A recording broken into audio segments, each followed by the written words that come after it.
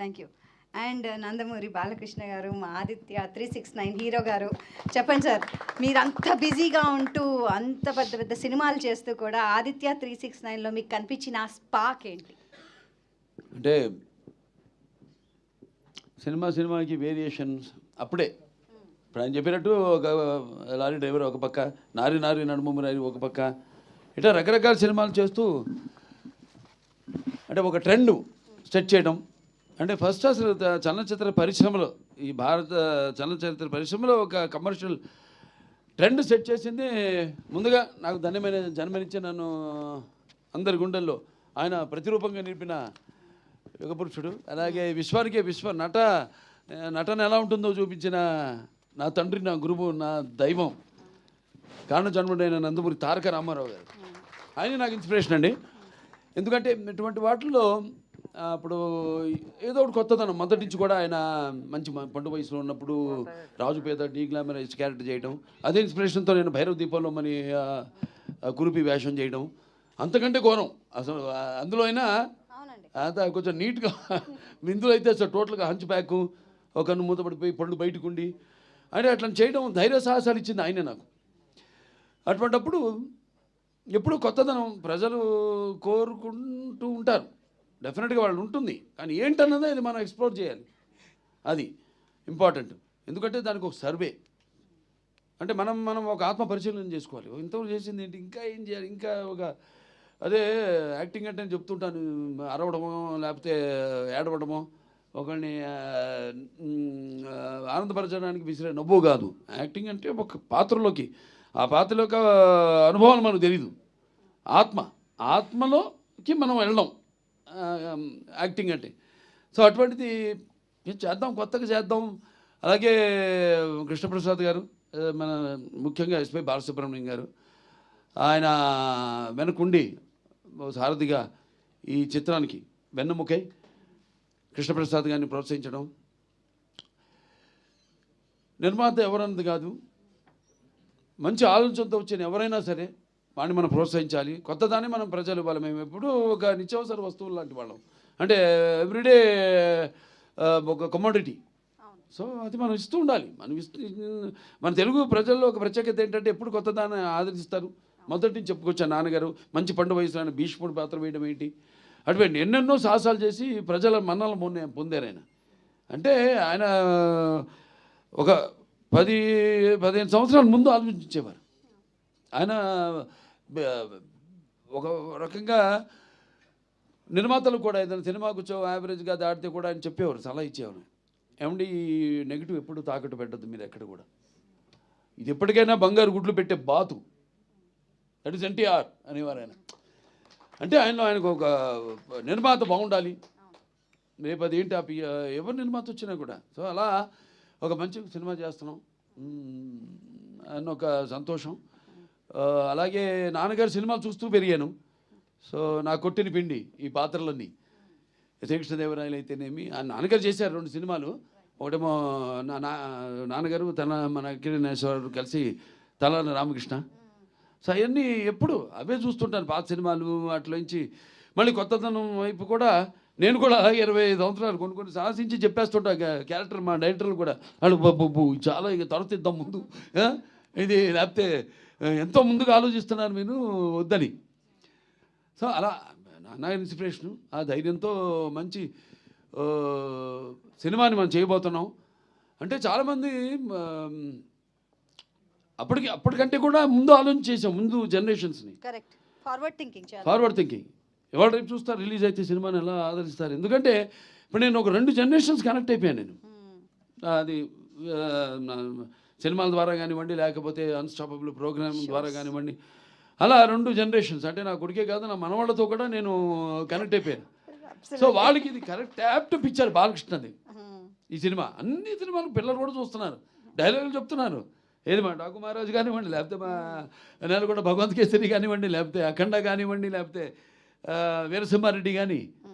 అటువంటిది మరి మెయిన్గా ఒక సింగతి శ్రీనివాసరావు అంత ముందు చేసిన సినిమాలు, ఆయన చేసిన ఎక్స్పెరిమెంట్స్. సో ఆ ఎక్స్పెరిమెంట్స్ నాకు ముందుగా ఆయన మీద ఒక నమ్మకం. ఇప్పుడు బాపు గారి డైరెక్షన్లో నేను శ్రీరామరాజ్యం చేసినట్టే. ఎందుకంటే బాపు గారు లేకపోతే ఆ సినిమాని చేసి ఉండేవాడిని కాదు. అలాగే ఇప్పుడు సింగెన్సు శ్రీనివాసరావు ఆయన చేసిన సినిమాలు, రకరకాల సినిమాలు అవన్నీ నెమరేసుకుని బాగుంటుంది, వెరైటీగా ఉంటుంది, చాలా బాగుంటుంది. మంచి సినిమాని మనం ఇవ్వబోతున్నాం.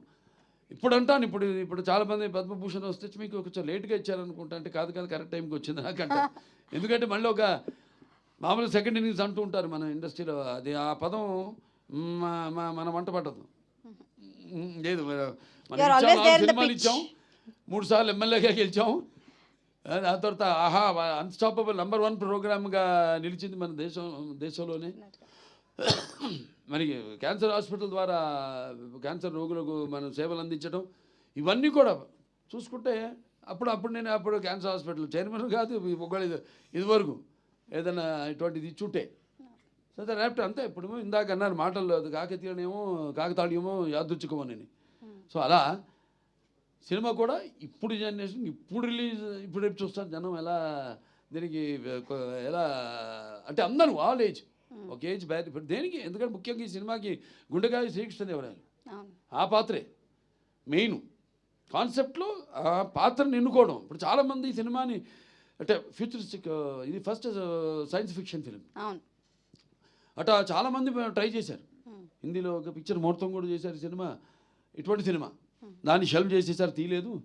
అలా తర్వాత వచ్చిన సినిమాలు ఏవి కూడా ఇది మన సినిమా సక్సెస్ అయినట్టు ఏది సక్సెస్ కాదు సినిమా. ఎందుకంటే మనకి జనం అంటే మనకి ఈ శ్రీకృష్ణదేవరాయల పాత్రని అంత అద్భుతంగా అప్పుడు నాన్నగారు కానివ్వండి, అదే నాన్నగారి మీరు ఎంత అందంగా ఉన్నారండి, అసలు ఎంత ముద్దొచ్చేస్తున్నారు అసలు. దాంట్లో అదే తెల్ల రామకృష్ణ కానివ్వండి. Very nice. సో భాష మెయిన్గా పిల్లలకి ఇప్పుడు తింటోంది మేకతోక మేకతోక మేకతోక మేకతోక మేకతోక ఇట్లాంటి భాష మీద కూడా ఇప్పుడు ఎలా అంటే మన భాష మీద ఇంట్రెస్ట్ పుట్టిస్తాం, కలిగిస్తాం. అంటే అట్లా అని కాదు నేను చెప్పేది. ఇప్పుడు నేను చెప్పిన సినిమాలు అన్ని డైలాగులు కూడా చిన్న చిన్న పిల్లలు కూడా చెప్తున్నారు. అట్ట కాకుండా బాగా ఇంకా దానికి యాప్ట్గా అంటే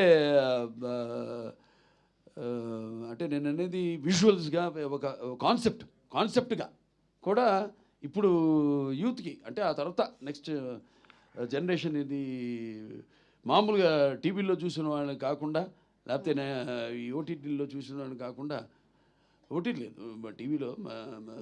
అలాగే ఇప్పుడు రేపు పెద్ద సినిమా చూస్తారు April 4th ఎలా ఉంటుందో బ్రహ్మాండంగా ఉంటుంది. అండ్ ఇళయరాజా గారి సంగీతం ఇందులో, అండ్ దీంట్లో చేసిన నటీనటులు ఎంతో మంది ఉన్నారు. ఇన్ఫాక్ట్ ముంబై నుంచి అప్పట్లో అదేంటి అమరేష్ పూరి గారు తీసుకొచ్చారు, టీను ఆనంద్ గారిని తీసుకొచ్చారు. అలాగే ఏదో బాబుమోహన్ గారు ఉన్నారు, దాంట్లో ఇంకా చలపతిరావు గారు ఉన్నారు, భరణి గారు ఉన్నారు, అన్నపూర్ణమ్మ గారు, మోహిని హీరోయిన్. అప్పుడు పుస్తకం తెచ్చుకుని చదువుకుంటుండేది.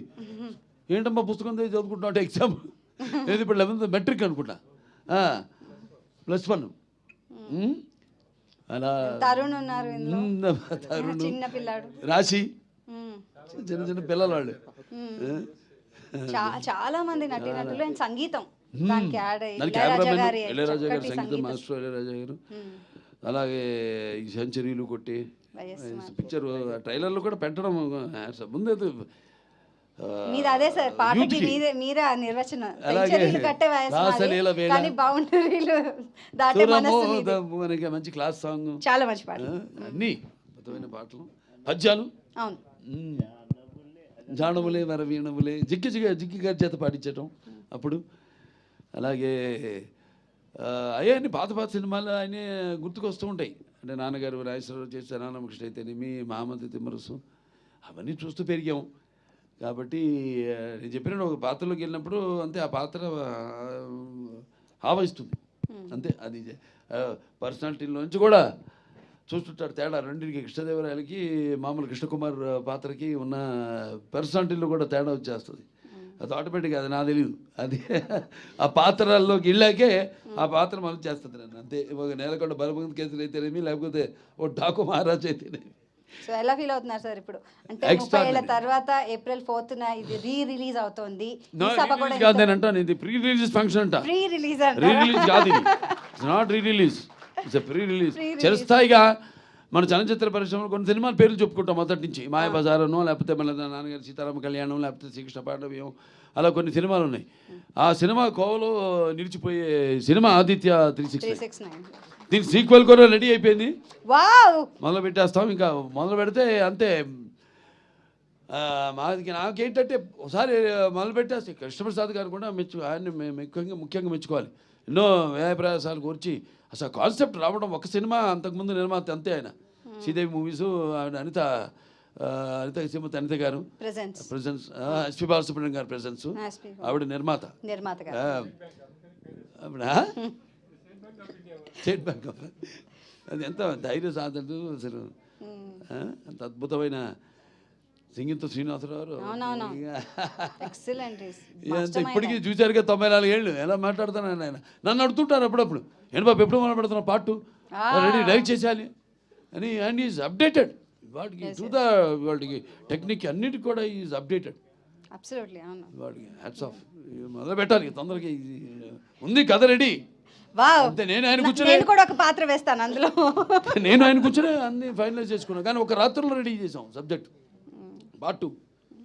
ఒక రాత్రికల్లా సబ్జెక్ట్ ఫైనలైజ్ అయిపోయింది, అంతా రెడీగా ఉంది. అది ఇంకా ఇప్పుడు ఉన్న టెక్నిక్ ఇప్పుడు చాలా నిజంగా వీళ్ళు మెచ్చుకోవాలి. ప్రసాద్ ఫిల్మ్ క్రాఫ్ట్స్ వాళ్ళని, కార్పొరేషన్ హ్యాట్స్ ఆఫ్. చాలా మంది అతని నిద్రాహారాలు మాని ఒక మంచి సినిమా చేస్తున్నారు. టీం అన్నా అసలు వాళ్ళు ఒక 300 పైన, సుమారుగా 350 మంది అందరూ వాళ్ళు ఇది ఒక మంచి సినిమా చేస్తున్నాం మనం. చిరస్థాయిగా దీన్ని ఎలాగైనా నిలబెట్టాలి ఈ సినిమాని. చలనచిత్ర మన కేవలం మన తెలుగు చలనచిత్ర పరిశ్రమలోనే కాదు, భారత చలనచిత్ర పరిశ్రమ దీన్ని నిలబెట్టాలని అర్నిషాలు కష్టపడి ఒకే ఒక ప్రింట్ దొరికింది.